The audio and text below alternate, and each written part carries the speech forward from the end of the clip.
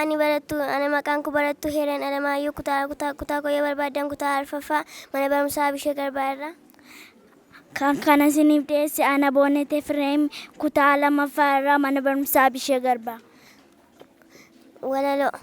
Ashamaa akkam jirtu warri as jirtanii barataaf barsiisaa hundumti keessanii egaa hundi keessan gurra nuuf ergisaa dheeraayyuu miti gabaabaadha dhimmisaa Oromiyaa biyya koo jedha mata dureen isaa Oromiyaa biyya koo jedha mata dureen isaa.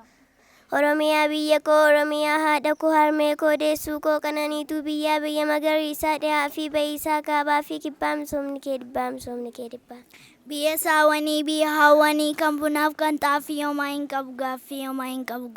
Qamadii fi garbuu biyya keessaa marguu biyya dhadhaa biyya dammaa ani sin jaalladha amma.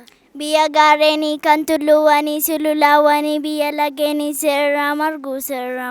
Oromiyaa biyya hayyootaa Oromiyaa biyya goototaa biyya albuudaa fi biyya gabbataa Oromiyaa eenyuyyuu ni abdataa. Madda xaafii madda garbuu burqaa bunaa fi harbuu biyya muduraaf kuduraa Oromiyaa kunuunsa adaraa.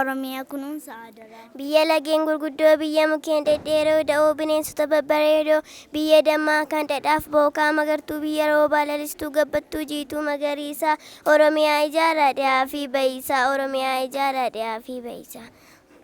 Dhaamsi keenyaaf ergaan keenya inni barreessine bifa walalootiin isiniif dhiyeessine egaa inni har'aa kanumaan goolaba dogoggora jiruuf nu of golchaa waan nu dhaggeeffataniif guddaa galatoomna.